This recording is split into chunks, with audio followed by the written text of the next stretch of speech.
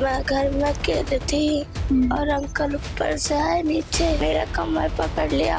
मैं बाहर भागने की कोशिश करी तो उन्होंने धक्का दे के कुंडी लगा दी।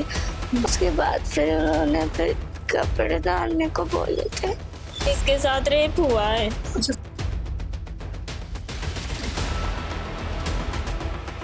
उसके बाद उन्होंने अपने भी कपड़े उतार लिए थे और गेट लगा के इसके साथ बेशर्मी चाकू भी मार दिया। इसके पैर में, हाथ पे कुल चाकू मार रखा था उसने। सजा तो मैम उसको फांसी दो बस।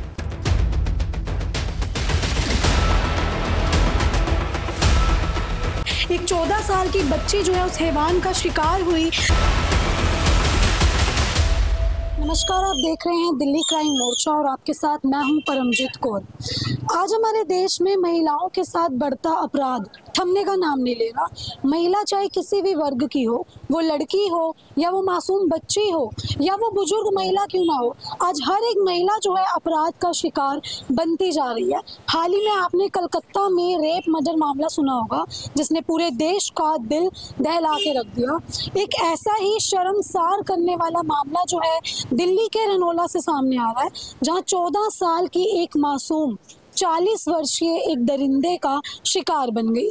जी हाँ, आपका भी सुन के जो है दिल दहला होगा कि कितनी शर्मसार करने वाली जो ये वारदात है वो दिल्ली से सामने आई है। न जाने रोज कितनी ऐसी वारदातें जो हैं हमारे देश में खुलकर जो है सामने आ रही हैं। मेरी मौजूदगी इस समय ठीक उसी परिवार के घर के बाहर है जहां मैं उस परिवार से जुड़ूंगी जिनकी मासूम बच्ची इस दरिंदगी का शिकार हुई है और पूरे इस मामले के बारे में जानूंगी और आपको भी बताऊंगी कि आखिर ऐसा पूरा मामला क्या था कि उस हैवान को जो है इस 14 साल की बच्ची पर बिल्कुल भी तरस नहीं आया। चलिए चलते हैं और उसके परिवार से जुड़ते हैं। बच्ची के जो है माता पिता दोनों यहाँ पे मौजूद हैं, उनसे जानेंगे कि आखिर ये पूरा मामला क्या था, क्या हुआ था आपकी बच्ची के साथ। मेरे लड़की के साथ मैं गई थी अपने लड़का को छोड़ने स्कूल से बिहार। मेरे लड़के के साथ बहुत बुरा कर दिया उसने। क्या नाम है उस व्यक्ति का? सुनील कुमार। सुनील कुमार यहीं रहता था वो? यहीं पे रहता है, ऊपर फ्लोर में रहता है, नीचे मैं किराए पे रहती, किराएदार है। अच्छा, तो आप लोग जानते थे उसको? पहले कभी वो आपके घर आया था? नहीं, मेरे घर कभी नहीं आया था। वो मेरे से पहले से ही रहता था किराए पे ऊपर। मैं नीचे रहती, मैं तो कभी जाती भी नहीं थी। मेरी कोई उससे जानकारी नहीं था। जब आप बच्चे को स्कूल छोड़ के आई तो बच्ची घर पे थी? क्या कुछ हालत में थी? मेरी लड़की जमीन पे पड़ी हुई थी, बिल्कुल बेहोशी हालत में। अच्छा। और गेट लगा के इसके साथ बेशर्मी चाकू भी मार दिया। इसके पैर में, हाथ पे कुल चाकू मार रखा था उसने। अच्छा, वो यहाँ पे नहीं था उस समय? वो भाग चुका? वो भाग चुका था, यहाँ पे था ही नहीं। तो पुलिस का क्या कुछ कहना है इस मामले में? पुलिस के सामने मैं फोन करी, मेरी लड़की जब हालात हुआ, पुलिस वाले ने 100 नंबर पे भी लगाई, उठाया नहीं। फिर एक बार मैं जब लेके दीनदयाल पहुंची तो दोबारा उसने कॉल किया, बोला मैं तिलक नगर में हूँ, अभी आ रहा हूँ। एक बार पुलिस एक दिन आया था जिस दिन मेरे लड़के के साथ हुआ, उसके बाद कभी नहीं आया। पुलिस वाले कोई कार्रवाई नहीं कर रहे हैं, मामले दबाना चाह रहे हैं, कुछ नहीं हो पा रहा। आरोपी अभी फरार है? अभी फरार है।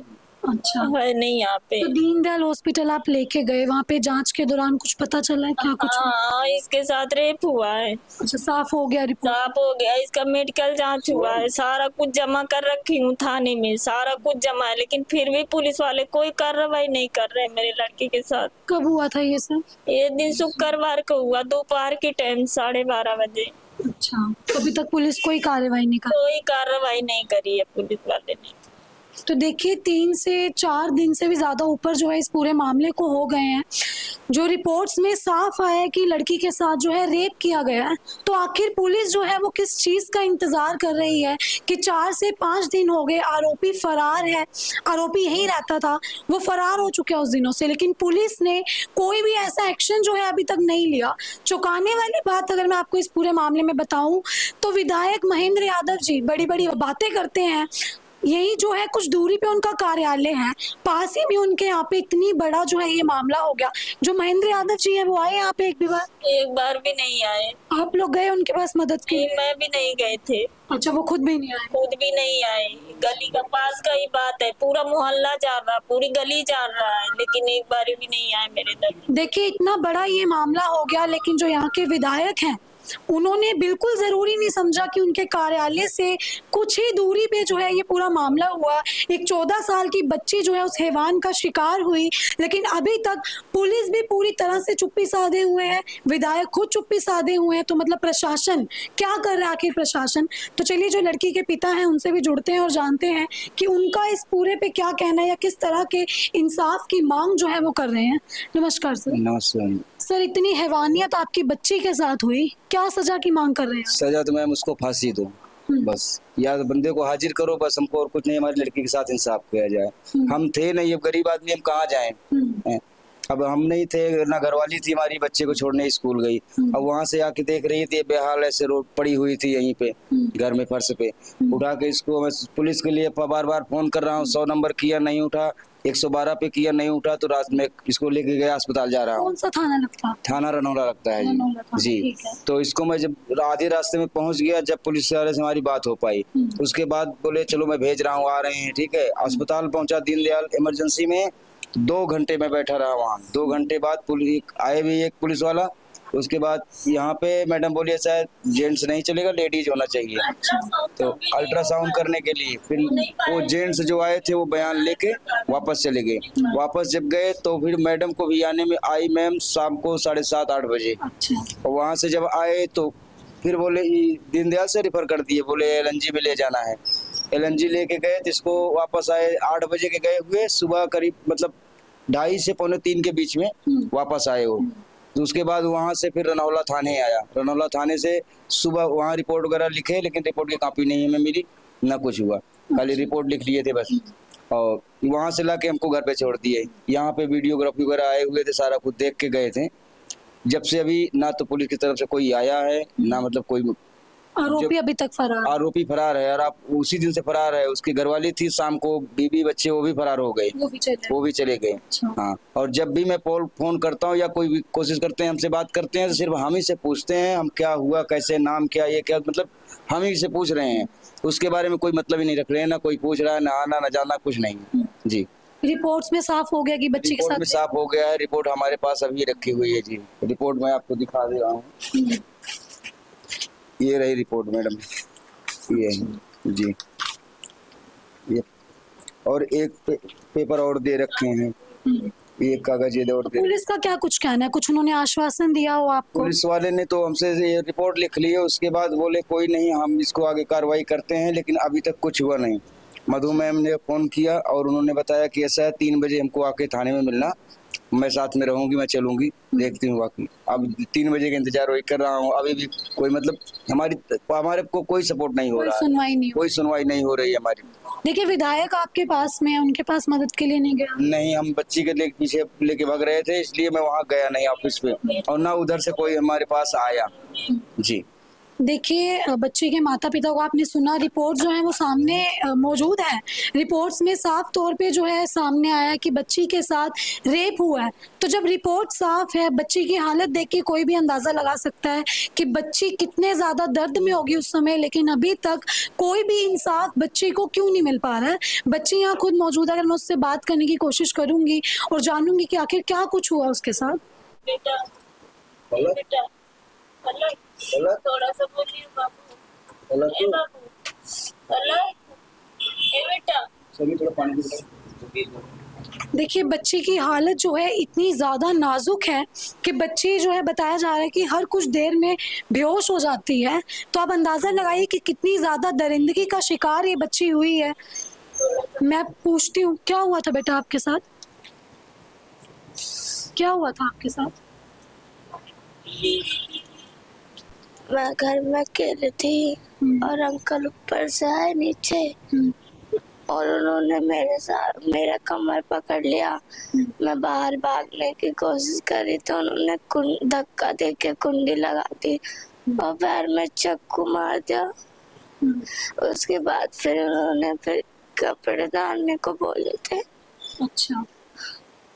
उसके बाद उन्होंने अपने भी कपड़े उतार लिए थे।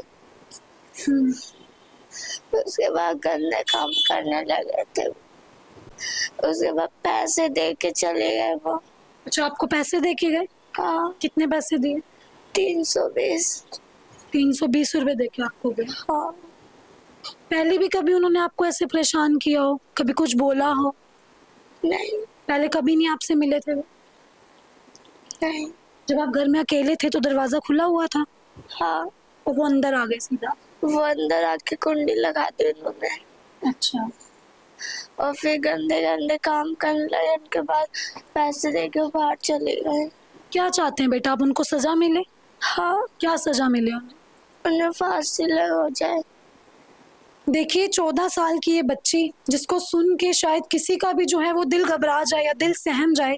इसी घर में जो है, अगर मैं आपको जगह बताऊं, यही बच्ची को जो है बुरी हालत में वो आदमी छोड़ के गए। और अभी आपने बच्ची के मुंह से सुना 320 रुपए। ये कितनी शर्म की बात है कि वो 320 रुपए बच्ची के हाथ में थमा के जाता है। और अपनी उम्र की बच्ची, जहाँ बताया जा रहा है उसके 3 बच्चे थे, जिसमें 2 लड़कियां और एक उसकी जो है लड़का था।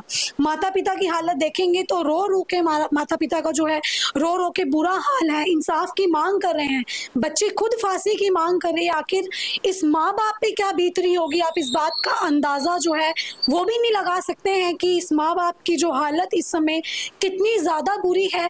एक तो उनकी बच्ची जो है इतनी हैवानियत का शिकार हुई, ऊपर से हमारा प्रशासन, बड़े सवाल जो है प्रशासन पे ही खड़े होंगे इस समय कि आखिर प्रशासन क्या कर रहा है। विधायक जी के एरिया में जो है इतनी बड़ी जो है घटना हो गई। 14 साल की ये बच्ची और 40 वर्षीय वो सुशील, जिसको शर्म नहीं आई कि अपनी बेटी की उम्र की लड़की के साथ, उस लड़की के घर में उसने अकेला पाया उस बच्ची को और उसके साथ ऐसी हैवानियत कर दी। जो आदमी है वो अभी तक फरार है। परिवार उसका उसी समय गांव लौट गया। तो बच्ची को आखिर इंसाफ कब मिलेगा? मैं प्रशासन से मैं खुद पूछना चाहूंगी कि आखिर वो किस चीज का इंतजार कर रहे हैं। क्या बच्ची का जो है, बच्ची को कुछ ज्यादा चीजें हो जानी चाहिए थी, क्या वो इस चीज का इंतजार कर रहे हैं? और रनोला थाने का ये पूरा मामला है। रनोला थाने की पुलिस पे एक बड़ा सवाल ये खड़ा हो रहा है। प्रशासन को इस तरफ जो है गौर करनी चाहिए कि आखिर इतने दिन हो गए और आरोपी जो है अभी तक हिरासत में क्यों नहीं लिया गया। अब इस पूरी वीडियो को लेके आपकी अपनी क्या राय है? आपको क्या लगता है कि इस आरोपी को क्या सजा मिलनी चाहिए? इस बच्ची को आखिर कब इंसाफ मिलेगा? हमें कमेंट बॉक्स में जरूर साझा करें। अभी के लिए सिर्फ इतना ही, मिलते अगली खबर में। दीजिए इजाजत, धन्यवाद।